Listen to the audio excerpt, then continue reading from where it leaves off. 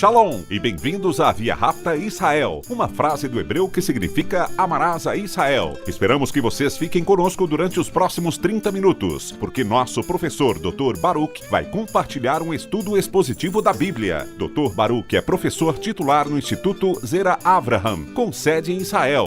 Ainda que todas as aulas no Instituto são dadas em hebraico, o Dr. Baruch fica feliz em compartilhar este estudo semanal com dublagem em português. Para mais informações sobre nosso trabalho em Israel, visite nosso site amarasaisrael.org.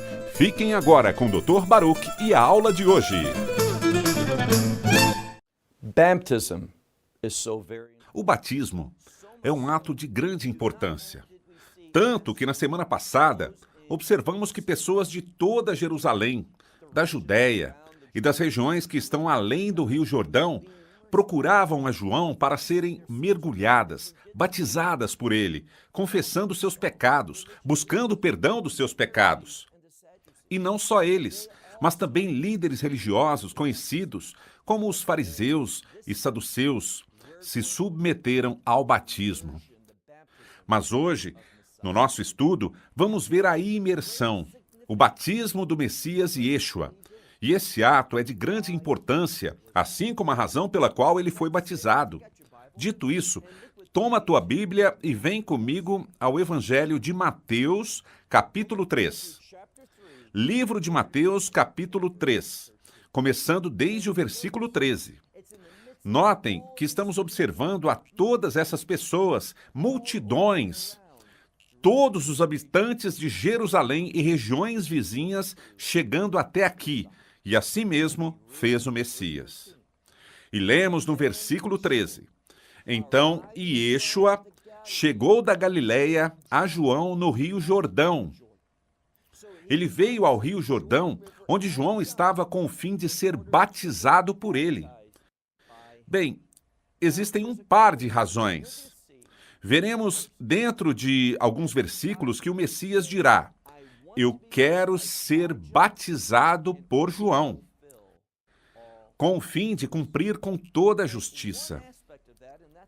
E um aspecto disso, e repito que é só um aspecto, é que Yeshua, sendo batizado por João, um dos propósitos é manifestar claramente uma mensagem de aprovação sobre João. Que João certamente era um profeta enviado por Deus. E que o que João dizia era verdade. Assim que isso validou, o Messias colocou seu selo de aprovação sobre João. E lembrem-se disso porque será muito importante.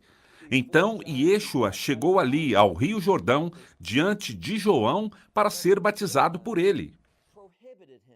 Mas vejamos o versículo 14. Mas João o proibiu, ele rejeitou esse ato e disse: eu necessito ser batizado por ti e tu vens até mim? E a palavra aqui, vens, está no modo subjuntivo. De novo, podemos aprender muitas coisas quando estudamos a Bíblia no seu idioma original. E se você não fala o idioma original, pode instalar programas no seu computador para isso. Umas horas de estudo são bastante e você vai se surpreender com o quanto poderá aprender do texto, porque o software fará você compreender com quem conhece o idioma.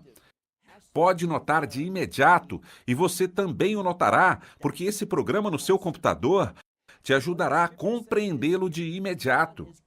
O subjuntivo tem a ver com o ânimo de dúvida, falta de certeza. O que a Escritura nos diz aqui é que João está confundido.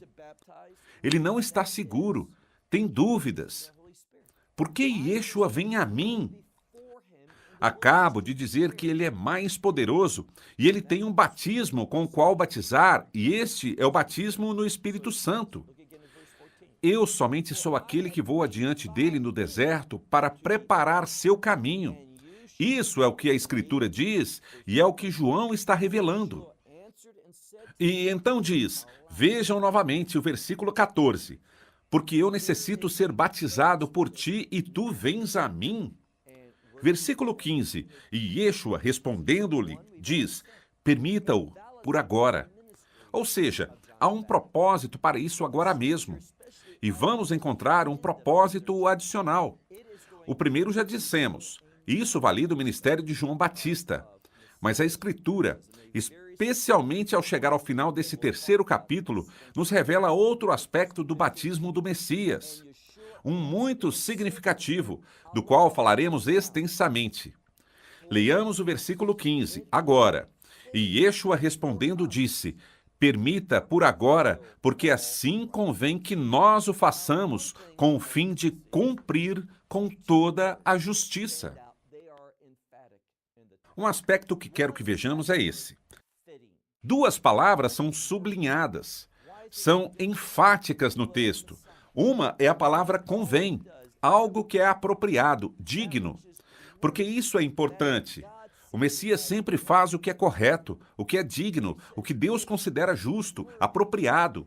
Assim que diz, é digno ou apropriado agora.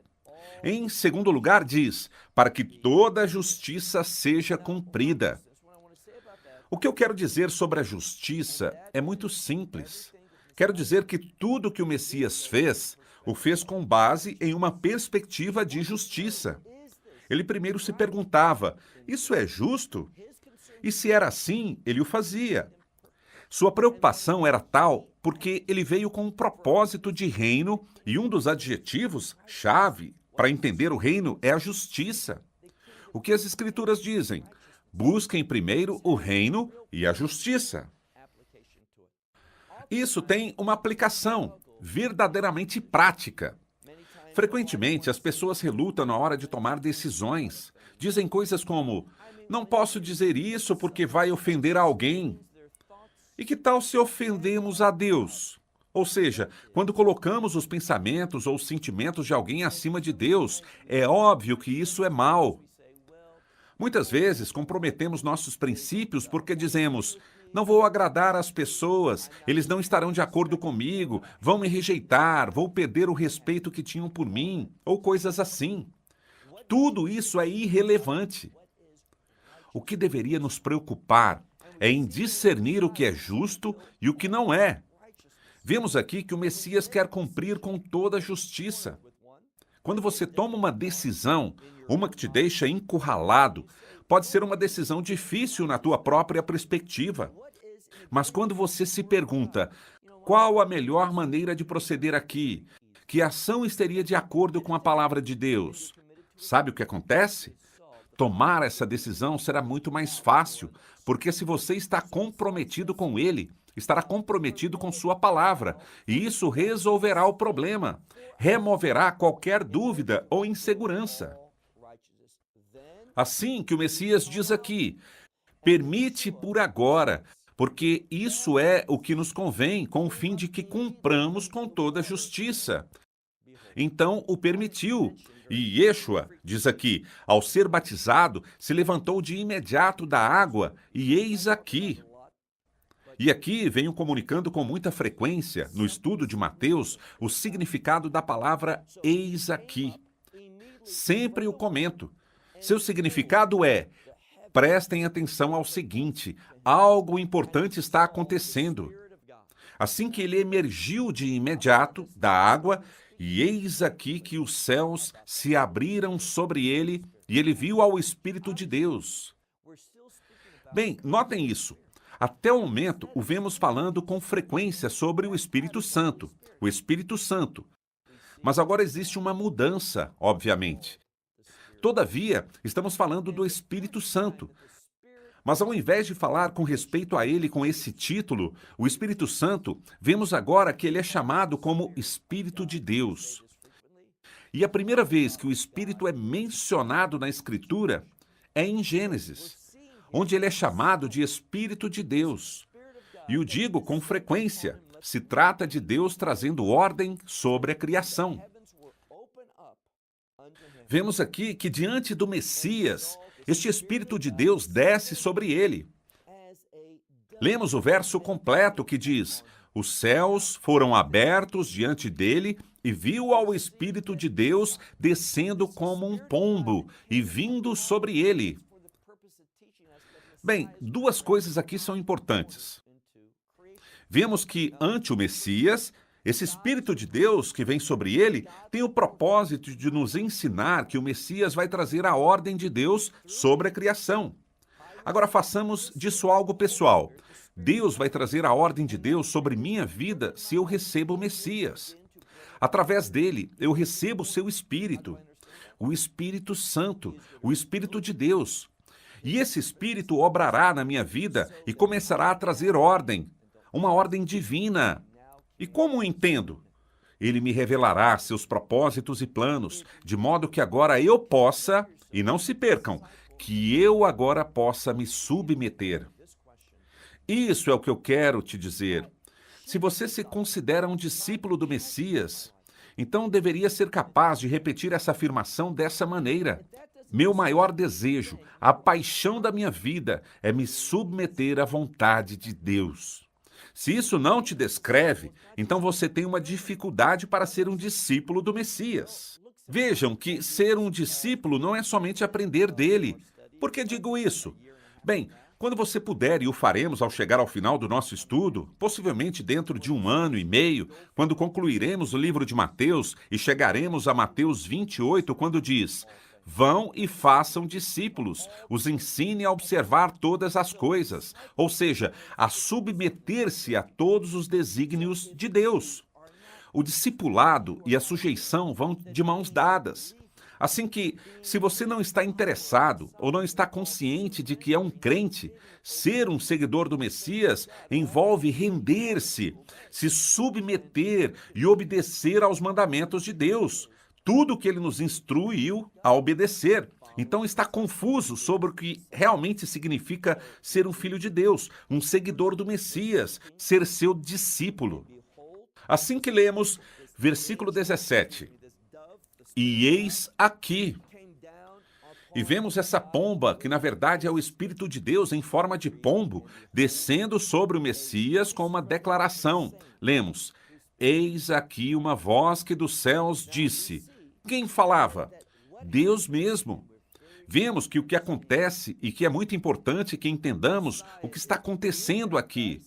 O Messias está sendo batizado. Ele emerge das águas e ouve essa voz. Essa unção se completa e se ouve uma voz dos céus que diz: esse é o meu filho amado, no qual eu me comprazo.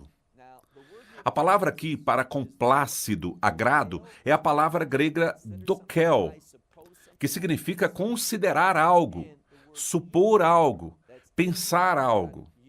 E a palavra iu, as letras I e a U, não o Y e U, mas I e U, que no grego é uma preposição para bom.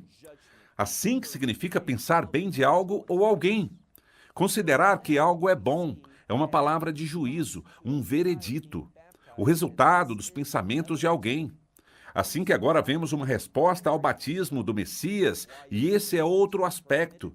Diria eu que o aspecto principal do porquê Yeshua disse: permite-o agora porque é conveniente para nós, com o fim de cumprir com toda a justiça. Mas o que é a justiça? A justiça é a vontade de Deus. Se eu quero me comportar de maneira justa, seguirei a vontade de Deus. Essas duas coisas estão estreitamente relacionadas, assim que necessitamos entender o batismo de maneira adequada. Antes de avançar, antes de entrar ao próximo capítulo para falar da tentação do Messias no deserto, tudo que foi causado pelo inimigo, temos que entender algo. Devemos entender o que ocorre em nós quando somos batizados. O batismo é um passo importante na vida de uma pessoa, pois com ele a pessoa faz um reconhecimento diante de Deus. Sim, sabemos que o batismo é para o arrependimento, dando as costas ao pecado e aceitando ao Senhor. A maioria das pessoas o vê dessa forma. Não quero ir para o inferno, necessito aceitar a Deus para poder ir ao céu quando eu morrer. Que superficial! Quando recebemos o Evangelho, temos a promessa eterna de que ao morrer iremos a Ele e estaremos no reino dos céus. E em última instância na Nova Jerusalém, o reino de Deus. Esta sim é a verdade. Mas entendamos que nossa motivação para receber a salvação e nossa experiência de salvação se testifica através do batismo. Porque ele clarifica, é um testemunho, a confirmação da nossa experiência de salvação. Anteriormente mencionei que o batismo é algo novo, algo que lhe aconteceu ou que foi inventado por João Batista. Não, dentro do judaísmo, os sacerdotes e os levitas praticavam o batismo de forma plena, demonstravam uma mudança de estado, uma mudança de condição e uma preparação para o serviço. Lembrem-se disso, uma mudança de estado e uma preparação para o serviço. Acontece o seguinte: por que o Messias se batizou? Até agora, ele não começou seu serviço, seu ministério não havia começado ainda. Do que falamos anteriormente? Falamos sobre o capítulo 1, sobre a genealogia do Messias. Quem é, de onde vem e qual é o chamado na sua vida. Também falamos do nascimento do Messias, como ocorreu. E, em segundo lugar, falamos de algo mais. Não só falamos do seu nascimento, mas do ataque do inimigo e da fidelidade de Deus para vencer os ataques do inimigo. E agora, estamos falando da imersão, de ser chamado ao reino de Deus, de estar preparados para essa mudança, de ser considerados como parte da família de Deus pelo arrependimento, e agora vamos até uma maior compreensão do batismo. Agora, se torna mais pessoal. Não só falaremos do arrependimento dos pecados, mas de uma rendição ao chamado de Deus. Bem, lembrem do que diz a Escritura. O Messias ainda não começa seu chamado. Ele chega ao Rio Jordão, um lugar que representa humildade, se esvaziar de si mesmo. A humildade e o se esvaziar de si mesmo vão de mãos dadas. O Messias vai ali e é submergido. O que diz? Bem, o batismo. Quando falamos do batismo, 3 coisas devem vir à tua mente. E elas são a morte, a sepultura e a ressurreição do Messias. Quando você é batizado, desce às águas e diz: estou morto por causa do meu pecado. Morto. E o que se faz com os mortos? Se enterram. Assim que você é submergido dentro da água para logo se levantar, a ressurreição. O batismo nos fala da morte, da sepultura e a ressurreição. De quem? Do Messias. A maneira na qual encontro o perdão dos meus pecados, a maneira como sou redimido é por sua morte, sepultura e ressurreição. Aqui está a chave. Yeshua veio diante de João e ele diz: é apropriado, conveniente que eu seja batizado. Por quê? Porque seu batismo não era um batismo de arrependimento. Porque Yeshua nunca pecou. Ele viveu sem pecados. Assim que ele foi ali por uma razão diferente. Não para um batismo de arrependimento. Ele veio para comunicar algo ao seu Pai. O que será? Que ele se submeteria à vontade do Pai para a sua vida. Que ele obedeceria aos propósitos de Deus para ele. E quando uma pessoa é batizada, está declarando: eu creio na morte, na sepultura e na ressurreição do Messias. Sua morte por os meus pecados, que ele se levantou, representando a vida eterna, a nova vida que tenho agora porque creio nele. Mas o batismo também expressa algo mais. Exatamente o que o Messias dizia. Ele estava comunicando ao seu Pai: sim, sim, irei a Jerusalém. Serei crucificado, ali está a morte. Serei sepultado e ao 3º dia me levantarei de novo. Ele estava dizendo sim ao Pai Celestial: me submeterei à tua vontade para a minha vida. E quando isso acontece, qual é o resultado? Ali é quando a unção desce sobre ele como um exemplo para nós.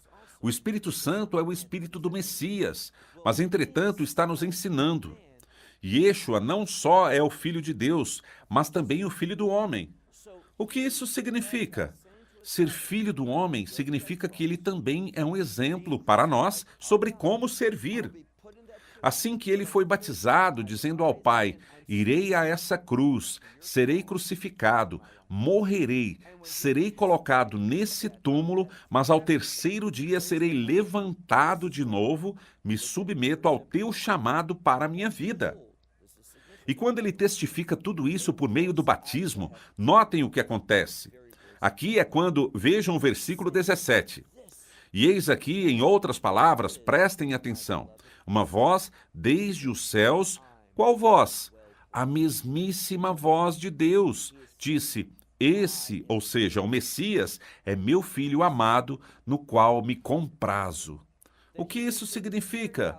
Ele está dizendo que me comprazo, que meu filho fará a obra, que ele cumprirá com o que foi seu propósito ao vir a este mundo, ser o Redentor.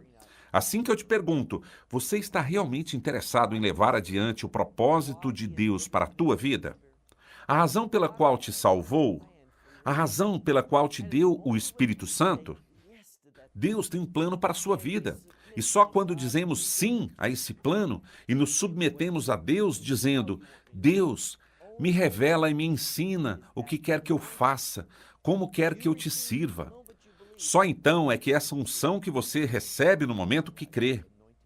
Só então, nesse momento, essa unção entrará em ação na tua vida e se converterá em fonte de revelação, de conhecimento, de visão, de sabedoria, te ensinará o que você foi chamado a fazer com tua vida, e aqui está a chave. A menos de que uma pessoa faça o que Deus quer que faça com sua vida, não conhecerá essa paz, esse consolo. Não, o que experimentará será frustração. Bem, falei com uma pessoa, isso faz algum tempo, alguém que conheci no aeroporto. E o que essa pessoa compartilhou comigo foi que ele era dono de um negócio extremamente bem-sucedido. E com base em que ele estava viajando e que ele estava viajando em primeira classe, demonstrava ter dinheiro suficiente que dava testemunho do seu êxito. Mas ao compartilhar com ele o que era o chamado da minha vida, ele disse que todo o seu êxito e que todas as coisas que conquistou com seu negócio para prover recursos para ele e sua família, nenhuma delas foi uma bênção em sua vida. Me disse que, de fato, sua riqueza dividiu a sua família. Sua riqueza era a causa de um divórcio muito amargo. Muitas vezes, os casais, de fato, vemos aprendendo que uma das grandes fontes de conflito familiar que terminam em divórcio são as finanças. E isso é certo quando não temos dinheiro, quando temos algum dinheiro ou quando temos dinheiro em abundância. Porque, a menos que tenha a sabedoria de Deus, sabedoria divina com respeito à administração, não importa se não tem o suficiente, se tem o justo ou se tem muito. Sempre as finanças serão um problema.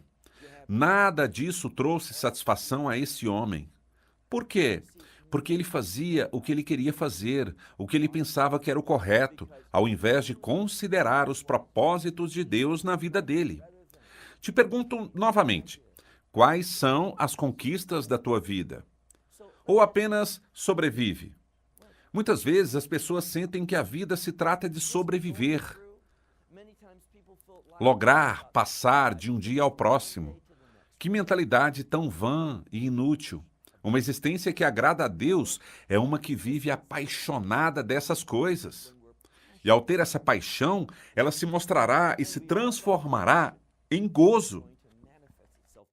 Você não quer experimentar essa mesma felicidade na tua vida? Ou seja, essa é a meta da minha vida, que eu viva de uma maneira que a voz do meu Deus, do Deus vivo, diga sobre mim. E você vai querer ouvir o mesmo também, que esse é meu filho amado, meu filho, minha filha. E estou extremamente comprazido com ele. Permita-me dizer isso, te garanto isso. Quando Deus se compraz contigo, você estará comprazido contigo mesmo. Ou seja, você terá satisfação, terá uma alegria interna, terá uma felicidade. Novamente digo que tudo depende de que tomemos uma decisão, e é a seguinte: Como vou viver? O que farei da minha vida? Me renderei aos seus propósitos? E insisto, o que as pessoas dizem é a queixa mais comum. Eu não sei o que Deus quer que eu faça. Você nunca saberá o que Deus quer que você faça até que tome uma decisão. Abra esse livro e comece a ler. E que aplique na tua vida tudo o que este livro diz. É através da tua obediência e do teu compromisso com as Escrituras que Deus vai se comprometer contigo e te revelará essas coisas pessoais, esses planos individuais que Ele tem para você, e não há exceção para isso. Até que você não tome a sério com a revelação da palavra de Deus e as Escrituras, Deus não vai tomar a sério sobre te dar e te revelar sobre o que Ele quer fazer com tua vida. Simples assim. Nada mudará essa verdade, jamais. Assim que toma a decisão sábia e se renda. Renda-se a ser um estudante da sua palavra. Por isso, investimos todo esse tempo, esforços e recursos econômicos para transmitir esses ensinamentos, porque todas têm foco na palavra de Deus, em entender a sua revelação. Porque sua revelação dá vida e ressuscita vidas. Muitas pessoas não estão vivendo a vida que Deus tem para eles porque não estão caminhando na sua vontade. Se essa última palavra, esse último versículo, que lindo verso é: os céus se abriram, a unção caiu sobre Yeshua em forma de pomba. Uma pomba que significa paz, é uma ave muito dócil. E a vontade de Deus, o plano de Deus para a tua vida. O que o Messias disse: meu jugo é suave e o meu fardo é leve. Ele não vem para afligir-nos. Para que ele vem? Para que você possa viver de uma maneira que você conheça, por meio da obediência, as bênçãos de Deus. Confia nele, descansa nele, crê nele, caminha com ele. E como disse antes, você nunca vai se arrepender de fazer isso. Sua palavra é liberdade. Para que sejamos livres das coisas que nos atam, das coisas que nos afligem nesse mundo, você vai conhecer essa paz que sobrepassa todo o entendimento humano. Conhecerás a felicidade e o gozo do Senhor. Tudo isso está aí afora, esperando por ti. Mas nada disso ocorrerá até que você, finalmente, tome essa liberdade a sério. Bem, novamente terminamos o estudo de hoje. Até a próxima semana. Que Deus te abençoe ricamente no estudo da sua palavra. Shalom, desde Israel. Shalom from Israel.